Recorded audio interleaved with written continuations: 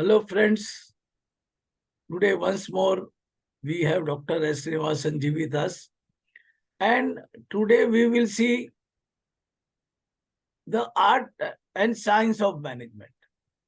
How to get result, what to do, what are the techniques to be used. सभी को लगता है मैं पैशनेट हूँ, मेरे से बिजनेस होना चाहिए, फिर मालूम पड़ता है सब काम वो खुद ही कर रहा है, फिर वो परेशान होकर बोलता है यार मैं सब कैसे करूं। तो इसको कैसे करना, क्या करना, हमारे साथ बहुत ही एक्सपीरियंस डॉक्टर साहब हैं। डॉक्टर साहब, आपका हमारे प्रोग्राम में बहुत बहुत स्वागत है। Thank you so much for coming and I have shared PPT for you.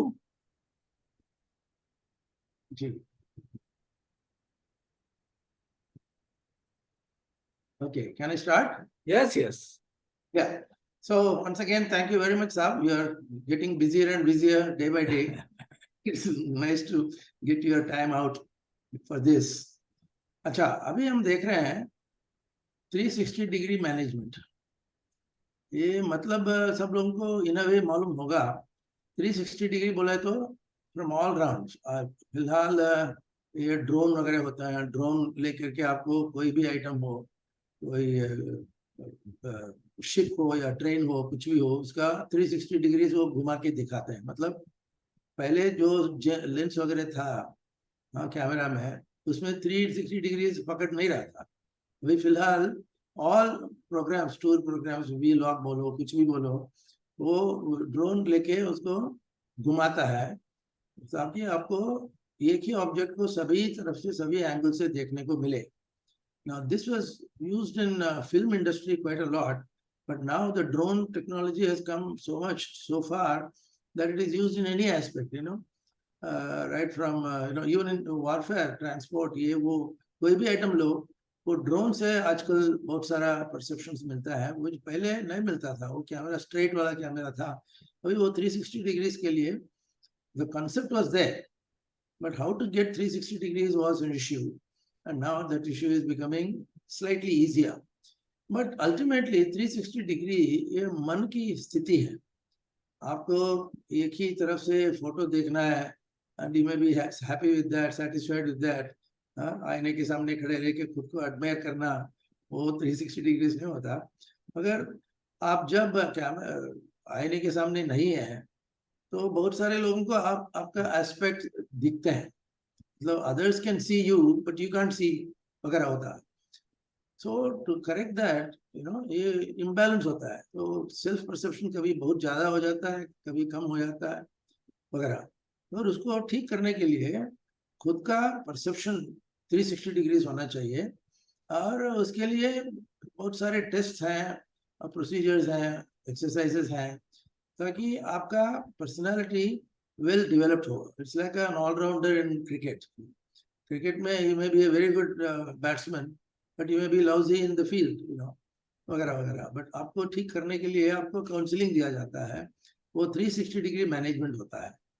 And this 360 degrees is vital in management, not only in the office, but even at home.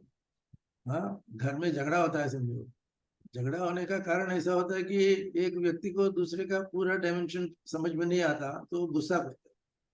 Whereas if the same person can see you around 360 degrees, understanding बढ़ता है, और understanding से प्यार मोहब्बत भी बढ़ता है। तो we should try and get 360 degrees everywhere in life, right from the Chandrayaan आप देखते होंगे, कितने सारे 360 डिग्रीज का कैमरा घुमा के आपने को दिखाया, ताकि आपका चंद्रयान का पूरा बैकग्राउंड, पूरा पर्सपेक्टिव अपने क्लियर इसमें आ जाता है, मतलब में हैंडल में आ जाता है। तो this required for executives, this required particularly for executives, because the executive perception can be one-sided unless you make an effort. Next slide, please. This is also called, sir, holistic approach. जी हाँ। तो ये पूरी तरह से समझ में लाने के लिए अपने को ऑर्गेनाइजेशन का स्ट्रक्चर समझ में आना चाहिए। कोई लोग ऐसा कहते हैं कि ऑफिस आते हैं, अब कुर्सी में बैठते हैं, कुछ काम करते हैं, फिर कुर्सी से निकल के सीधा बाहर चले जाता है। तो ऑर्गेनाइजेशनल स्ट्रक्चर उनको मालूम नहीं पड़ता। उनको हम बोलते हैं कि विजन जो होता है ना, लाइक घोड़े का अपना एक ये लगा देते हैं, साइड का एक लेदर का पट्टी लगा देते हैं ताकि वो घोड़ा सीधा सामने देख सके, नहीं तो वो घोड़ा डिस्ट्रैक्ट हो जाता है। तो same way many managers, even many bosses tend to have this kind of a restricted vision, blinker बोलते हैं उसको। ब्लिंकर बोला तो आप साइड में नहीं देख रहे हो, सीधा आगे देख रहे हो और घोड़े जैसा एक ही डायरेक्शन में भागते हो, वो नहीं होना चाहिए। तो ऑर्गेनाइजेशनल स्ट्रक्चर समझ में आना चाहिए। And what is your organization? It is a system that outlines how certain activities are directed in order to achieve the goals of an organization. इतना लंबा चौड़ा है, बट वो स्ट्रक्चर ऐसा है कि वो पिरामिड जैसा स्ट्रक्चर होता है। ऑर्गेनाइजेशनल स्ट्रक्चर में इजिप्ट में पिरामिड रहता है, उसी प्रकार ऑफिस में भी पिरामिड होता है। Next slide please.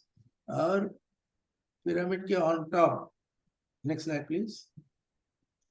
पिरामिड के ऑन टॉप सबसे बड़ा बॉस होता है। Boss can be a proprietor, he can be a director, he can be a highly placed professional, can be anybody, and that person will make sure that the entire group of people under him or her works properly towards meeting the needs of the organization. तो हम इसको diagram को organogram बोलता है। Organogram बोला तो writing like Telegram, इंसेफेलोग्राम वगैरह बोलते हैं, वो ऑर्गेनोग्राम होता है। उससे आपको ग्रास्प मिल जाता है कि कौन सी कंपनी है, कौन सा इंचार्ज है, वो सामने वाला कैसा है, साइड में वाला कैसा है, किस प्रकार का नॉलेज लेके आते हैं, किस प्रकार का एक्सपीरियंसेस लेके आते हैं, और उसके हिसाब से आपको उस आदमी का कंट्रीब्यूशन समझ में आता है और इम्प्रूवमेंट कर सकता है। अभी एक चीफ कोई भी होगा, चीफ पकड़िए, उसके नीचे 1 से 2 आएगा, 2 से 4 आएगा, 4 से 8 आएगा, ऐसा एक पिरामिडल स्ट्रक्चर होता है। और हर एक लेवल पे रिस्पॉन्सिबिलिटी दिया जाता है, और वो रिस्पॉन्सिबिलिटी को ठीक तरह से करने के लिए एक लेवल सुपरवाइजर होता है। नहीं तो लोग अपने मनमाने कुछ करेंगे, ऐसा नहीं है। ये ऑर्गेनोग्राम में कंट्रोल कैसा रखना और उसको कैसा निभाना और कैसा उसको मोर एफिशिएंट करना है, वो ऑर्गेनोग्राम में मिलता है। So before you open your mouth in any company, try to understand the organogram. You may be in sales, but you may have certain relationship with production. You may be with finance, but you can be having some connection with digital technology वगैरह वगैरह। तो आपको समझ में आना चाहिए। जितना अच्छी तरह से समझ में आता है उतना आपका परफॉर्मेंस इंप्रूव होगा। कुछ कहने चाहेंगे साहब? नहीं सर, इसमें सिंपल है। ऑर्गेनोग्राम का यही फायदा है कि हर पोस्ट का, हर जगह का रिस्पॉन्सिबिलिटी और अथॉरिटी क्लियर कट दिखाई देता है। जी हाँ, जी हाँ। अच्छा, आपको ऐसा लगेगा कि भाई I have my skills and I have my passions, and I can use it either to serve a company or serve yourself. वो बोलते हैं ना, in some parts of North India, really in Marwadi communities, they say, no, बुरा मत मानना, वो उनका interest ऐसा है कि एक भी दिन आप दूसरी जगह पे नौकरी करेंगे तो आपको खुद का नौकरी चलाने का कैपेसिटी निकल जाता है। तो एक दिन भी वो कैंटीन में भी नहीं आएगा। ये लोग ऐसे हैं कि जो करेंगे वो अपना ही स्पिरिट लेके करते हैं, जिसको हम एंटरप्रेन्योरियल स्पिरिट बोलते हैं, which is nothing but being your own boss. You have capacities, and बोलेंगे किसी के इसमें निकालने के लिए, पसीना निकालने से पहले अच्छा है कि अपना ही पसीना निकाल के अपना ही बिजनेस चलावे। And many times it works, but it is not there in all cultures. South India में कम है, नॉर्थ इंडिया में, गुजरात मारवाड़ में है, और बंगाल में वगैरह इतना नहीं है वगैरह वगैरह।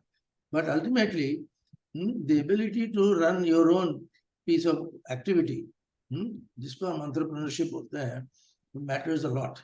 फिर आपका एक डायरेक्शन मिल जाता है, एक प्राइड आ जाता है अपने काम में, एक प्राइड रहता है, अहम भाव नहीं है वो। It's not arrogance, it is a good way to look at your own section of the business. Next slide please. और इसको लेकर के फिलहाल एक कल्चरल डेवलपमेंट ऐसा हो रहा है कि लोग अपना ही काम करते हैं। उसका मतलब ऐसा है कि even today with all our Modi sahab का जो एम्बिशन है वगैरह वगैरह, सिर्फ मैनेजर लोगों को पकड़ के रखने में काम नहीं बनेगा, आपको एंटरप्रेन्योर रखना है, और your organization can be more of entrepreneurs than managers. And it may sound a little funny, but entrepreneur रहने से, as we said, well directed professional activity अच्छा बनता है। And many companies are now switching over to entrepreneurship, even in sales and marketing. It may not be that easy in finance, but it's quite in practice in digital marketing, for example. So वो aspect काम में रखना है, because more and more of modern management में मैं तुम्हारा boss हूँ, तुम मेरा सबॉर्डिनेट हो, हुआ concept चला जा रहा है, क्योंकि as we saw earlier, given IT guy may know more about IT and business than a guy who is sitting on the manager's chair. तो उसको समझने के लिए हमें एंटरप्रेन्योरशिप मॉडल चाहिए, एंटरप्रेन्योर्स चाहिए, not just managers. Next slide please.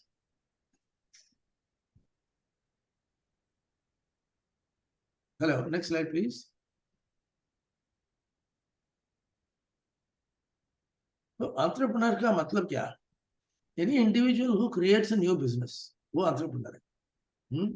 And he is willing to take risks, and he can enjoy the benefits, but the risk taking is the chief element of entrepreneurship. क्योंकि वो कुर्सी में बैठ के कुर्सी गर्म करने वाले लोग तो एंटरप्रेन्योर नहीं बन सकते हैं, क्योंकि वो उनको पहले तारीख को चेक मिलना चाहिए, ऐसा एक एक्सपेक्टेशन है। whereas एंटरप्रेन्योर को चलो नुकसान हो जाएगा, ब्रेक इवन पीरियड में अपने को बिजनेस को टर्न अराउंड करना है, बिजनेस को अच्छी तरह से आगे लेना है, वो एंटरप्रेन्योर होता है। He doesn't wait for the first of every month, पहले तारीख को पैसा मिलेगा, ऐसा वो एटीट्यूड चले जाता है। और कोई कम्युनिटीज में एज वी सेड वो एटीट्यूड है ही नहीं, जो अच्छा है। ये लोग new business can create, like Ambani साहब लीजिए, अडानी साहब लीजिए, दे आर ऑल एंटरप्रेन्योर्स, और छोटे लेवल से लेकर के इतने बड़े लेवल तक बन गए, तो उनको एंटरप्रेन्योरियल स्पिरिट था, अभी भी है। And today all the foreign loans and other things you are getting are only handled by entrepreneurs, because they are more business oriented, more profit oriented, more bottom line oriented, and they are the ones to run your business. Next slide please. So सवाल ऐसा उठता है कि can a manager be a successful entrepreneur? बोले क्या, जैसे हमने देखा कि मैनेजर के कमरे में बैठ के, मैनेजर के कुर्सी में बैठ के आप एक भी कप पानी पिएंगे तो आप तो गुलाम बन गए समझो। वो निकाल के आपको चलो मैं करके दिखाता हूँ, वो एटीट्यूड चाहिए, वो एंटरप्रेन्योर होता है। सो ऐसा generally there is a belief, and it's true also, a manager can not become a successful entrepreneur because वो कुर्सी में फंसा हुआ है। particularly in money matters, if you are going to be relying only on financial reward every time for somebody else, वो काम नहीं बनेगा। तो अपने को, rather than saying only the boss, you have to look at how the boss or the manager can become a successful entrepreneur. And if you can help that person with that, then he will be successful, and he will make more profit, and he will be benefited by that also. Next slide. तो management में एक progression ऐसा बताया जाता है कि you start with an employee, start as an employee and with an employee, मतलब आप किसी के लिए नौकरी कर रहे हैं, एंड धीरे धीरे वहां से छुटकारा मिल के आप सेल्फ एम्प्लॉयमेंट की तरफ जाते हो। क्यों? आपको मालूम पड़ गया कि अपना पसीना निकालना है तो अपने लिए निकालो। So employ becomes a self employer, and then you learn the tricks of the business and you become a businessman, and finally and above all you become an investor. You don't do pasina for yourself, you invest money in such a way that whether it's a process, whether it's a person, whether it is any related angle of the business, you become an investor. And today maximum investments are coming in this area. सब private के हाथ में है, McKinsey बोलो हो तो McKinsey एक consultancy है, मगर वो investor will be even more vigilant, क्योंकि रोजाना उसको मिलके देखना है कि भाई मैंने इन्वेस्ट किया हुआ पैसा ठीक तरह से प्रॉफिट ला रहा है कि नहीं, कुर्सी गर्म करना छोड़ के आपको, आपने जो इन्वेस्ट किया, जो किसको मैनेजर बनाया, डायरेक्टर बनाया, वो कैसा काम कर रहा है, वो रिटर्न ऑन इन्वेस्टमेंट जो बोलते हैं ना, आप 2 रुपया डालो, आपने को कम से कम 3 रुपया मिलना चाहिए। तो 2 रुपया डालो, 1 रुपया मिलता है तो नुकसान में जा रहा है, कंपनी डूब जाएगा, मर जाएगा। तो आपको इन्वेस्टमेंट में आपको ये भाषा समझना चाहिए कि यू लर्न ये रिटर्न ऑन एन इन्वेस्टमेंट। 10 रुपया डालेगा, 15 रुपया मिलेगा, 15 रुपया डालेगा, 20 रुपया मिलेगा, वो इन्वेस्टमेंट। और इसको आपको खुद की पसीना निकालने की जरूरत नहीं है, वो करने वाले प्रोफेशनल्स हैं, but that is ultimate in management. But today we are not going to only look at that, we have to look at what is, आमतौर से जो मैनेजमेंट कहते हैं उसका लक्षण हम देखेंगे। Next slide please. तो इसका अल्टीमेटली आप कहीं भी हो, प्राइवेट में हो, पब्लिक में हो, मैनेज में हो, कोई एग्जीक्यूटिव में हो, कोई कैसे भी हो, कभी भी हो, कैसे भी हो, उसको आपको वो परफॉर्मेंस करके दिखाना है। सिर्फ कुर्सी गर्म करने से काम नहीं होगा, और सिर्फ बड़े बड़े पात्री देने से काम नहीं होगा। People tend to believe that executives can talk a lot, मगर ऐसा नहीं है। Just talking doesn't get you returns, and we require doers and not just talkers. मगर कोई भी कंपनी में, किसी भी लेवल में, there are lots of people who only talk, क्योंकि उनको टॉकिंग कंफर्टेबल पड़ता है, but ultimately they get exposed. तो परफॉर्मेंस इंडिकेटर ध्यान में रखना है।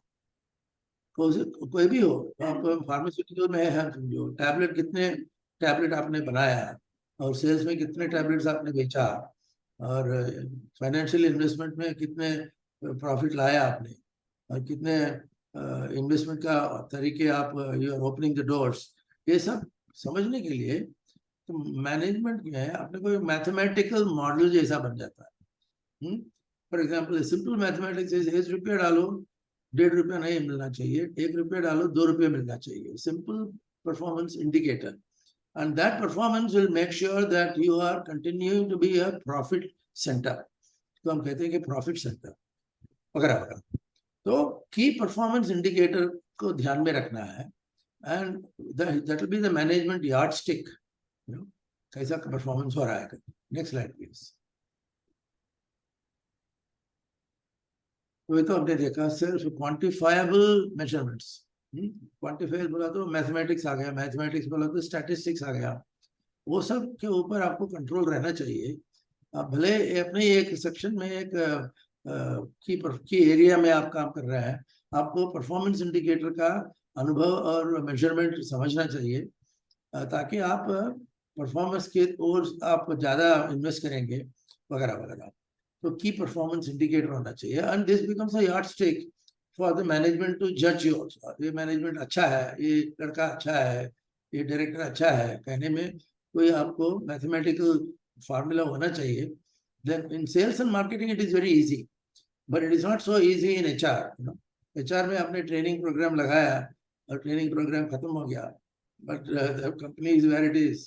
तो HR को बुला के बोलते हैं क्या क्या ट्रेनिंग दे रहा है।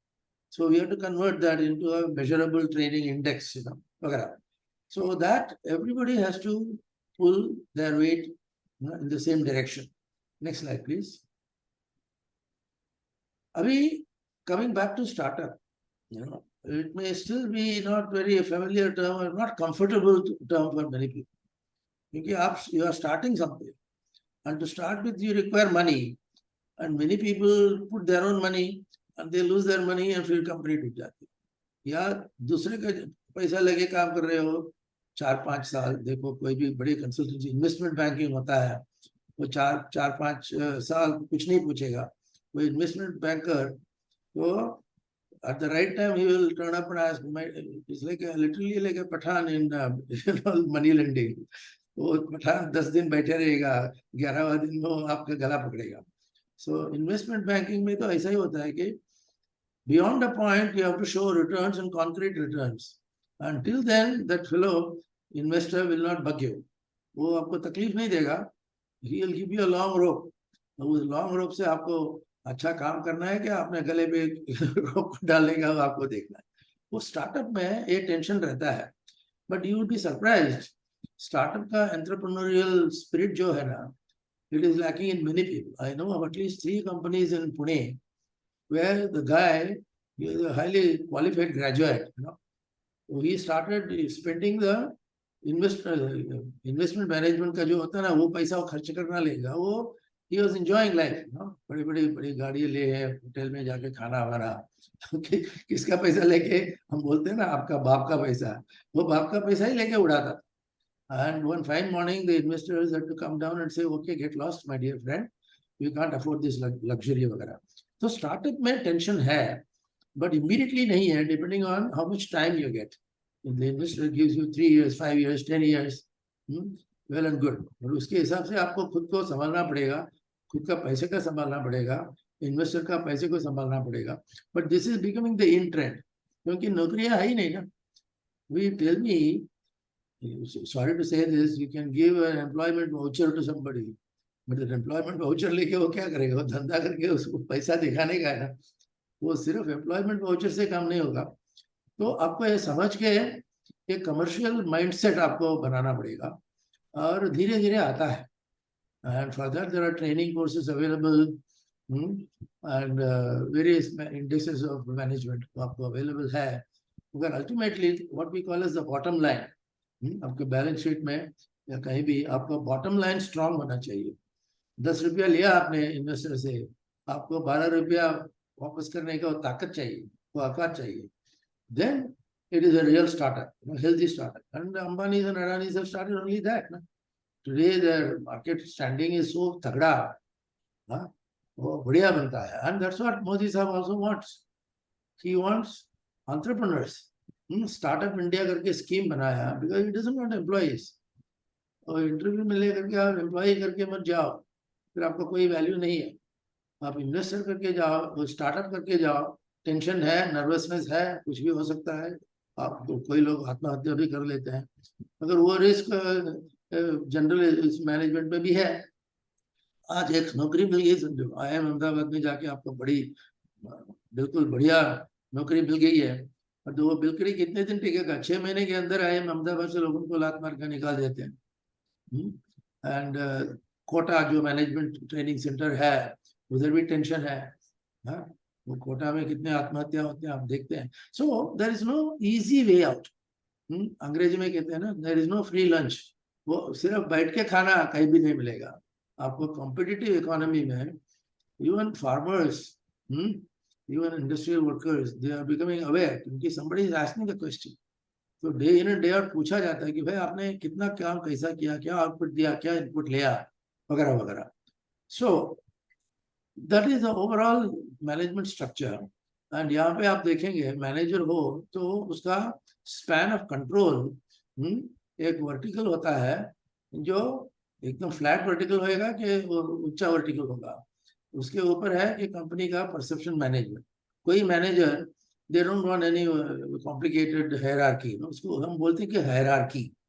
तो कितने लोग कैसे काम कर रहे हैं, कौन से लेवल पे कर रहे हैं, वो हायरार्की. कोई मैनेजर्स को एकदम स्टीप चाहिए, कोई मैनेजर को एकदम फ्लैट चाहिए. फ्लैट स्ट्रक्चर बोलते हैं ना, तो क्योंकि उसका एफिशिएंसी बढ़ता है वगैरह. तो ऑर्गेनाइजेशनल हायरार्की उसका भी समझ रखना अच्छा है. And accordingly your span of control will be decided. Next slide please. कुछ भी हो, किसी भी मैनेजमेंट स्टाइल हो, आपको स्ट्रैटेजी एग्जीक्यूशन गैप जो है, आपको स्ट्रैटेजी बनाना है. स्ट्रैटेजी कहाँ बनाएंगे आप, एयर कंडीशन में कमरे में बैठ के स्ट्रैटेजी बनाएंगे, मगर उसको एग्जीक्यूट करना, उसको अमल में लाना, वो कहाँ होगा, फील्ड में होगा.